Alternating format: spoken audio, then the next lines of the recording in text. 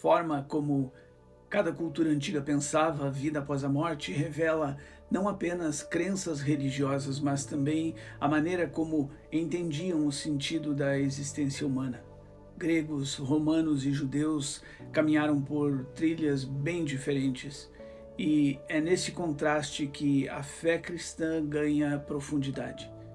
No mundo grego, a morte era vista como um caminho sem retorno, era um ponto final. Quando o homem morria, tudo o que restava era pó. Não havia volta, não havia ressurreição. O corpo era visto como algo passageiro, quase um peso. Se a alma continuava existindo, era apenas como uma sombra no Hades, sem alegria, sem esperança, sem restauração. Morrer para o pensamento grego era o fim da história humana no mundo real. Os romanos já herdaram muito da visão grega, mas adicionaram um elemento próprio: a glorificação dos heróis.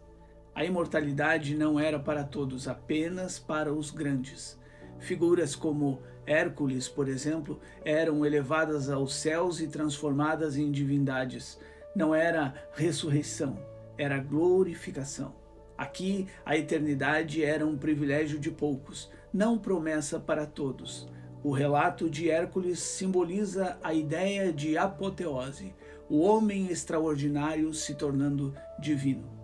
Já o judaísmo apresenta uma esperança totalmente diferente. Para os judeus, a morte não tinha a palavra final. Mesmo diante da perseguição, confessavam: Deus ressuscitará os justos para a vida eterna. A esperança não estava na força humana, mas na fidelidade do Deus de Israel, que prometeu vencer a morte e restaurar a vida. Mas a fé cristã. Meus irmãos, esse é o ponto decisivo. Jesus foi crucificado. Isso é consenso histórico. Mas para o cristianismo, a cruz não encerra a narrativa.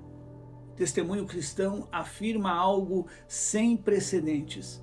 Deus ressuscitou Jesus dentre os mortos. A morte parecia ter a última palavra, mas Deus a silenciou. Cristo ressuscitou e nele a esperança não termina no túmulo. Vida após a morte começa na eternidade. O Deus de Israel fez em Jesus aquilo que prometera fazer no fim dos tempos: vencer a morte de modo definitivo. Conclusão: para os gregos, a morte era o fim. Para os romanos, a glória após morte era uma exceção. Para os judeus, a ressurreição era promessa. Já no cristianismo, meus irmãos, no cristianismo, a ressurreição é o fato histórico e esperança viva. Em Cristo, a morte não é o fim e nem privilégio de poucos. Não é uma ideia ou um consolo espiritual.